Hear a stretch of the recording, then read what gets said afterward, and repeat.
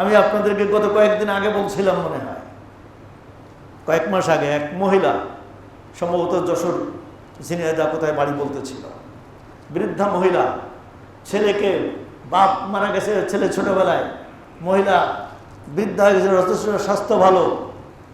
এই মহিলা ইচ্ছা করলে এই ছেলেকে ফেলে দিয়ে আরেক বেটার হাত ধরে যেতে পারতেন।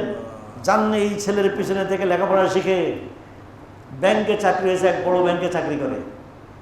এখন ছেলে কোথায় থাকে জানে না, ছেলে মার সঙ্গে যোগাযোগ রাখে না। তা আমি বললাম যে আপনি যে কোনোভাবে ওর ব্যাংকের নামটা দেন, আমি একটু চেষ্টা করে দেখে আমি পারবো, আশা করি। ওর মোবাইল নাম্বার, আগের যে মোবাইল নাম্বার ছিল সেই মোবাইল নাম্বার দেন। কি করব? আমি বললাম আমি পুলিশ দিয়ে ধরাই না, আপনার কাছে দিব।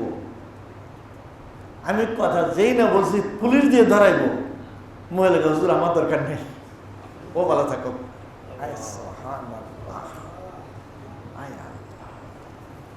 এখানে একদিন আপনাদের 2 দিন আসছে আপনাদের কাছে সাহায্য নিতে। চিন্তা করা যায়, আমি ভুল করে ফেলছি, আমি এটা আগে বলে ফেলছি। ও কেমন ছেলে, ওর কে লেখাপড়া শিখেছে ভালো করে দেখবো। আমি যদি ওকে পাইছি, আজ মা ভিক্ষা করে বেড়াইছে, মা পরের বাড়ি কাজ করে তোকে লেখাপড়া শিখে এই জায়গায় পৌঁছেছে, এই মুহূর্তে মার কি খেদমত করার দরকার ছিল? এই সন্তানের ভবিষ্যৎ কি হবে আপনারা কি মনে করেন? এইটা হলো হুকুকুল ইবাদ, বান্দার হক। সন্তান মায়ের হক বোঝে নেই, মা তো সন্তানের হক পুরা আদায় করছে, 16 আনা 18 আনা আদায় করছে। কি বলেন, ঠিক কিনা? নিজের জীবন যৌবনকে বিলীন করে দিছে। আজ সেই সন্তান এইভাবে মায়ের কপালে লাথি, আর এই সন্তানের কি এদিন আসবে না? ওর মার আর কত কষ্ট। সে তো অনেকটা সুস্থ আলহামদুলিল্লাহ এই বয়সেও। কোন জায়গায় কারো কাছে তার যাওয়ার কোনো জায়গা নেই, সুযোগ নেই। ভাই ব্রাদার বলতে কেউ নাই, সব মরে ছাড়ে শেষ। মিত্রালয়ের কেউ নাই, শ্বশুরালয়ের তো সব আগের থেকেই শেষ। স্বামী মরার পরে সেখানে আর তার থাকার সুযোগ হয়নি।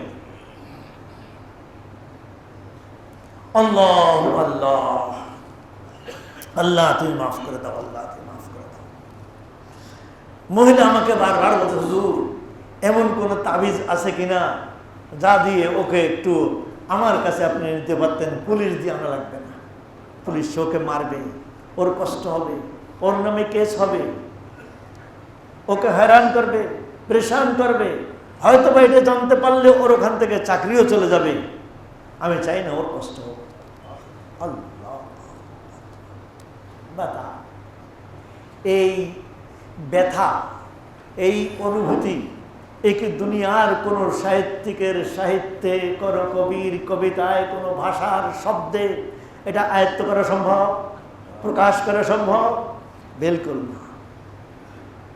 মায়ের মমতা, আয় সুবহানাল্লাহ, তারে তারে ভিক্ষা করে খাইতেছে, থাকার জায়গা নেই, দুমুঠো খাওয়ার ব্যবস্থা নাই, পরনের কাপড়ের ব্যবস্থা নাই।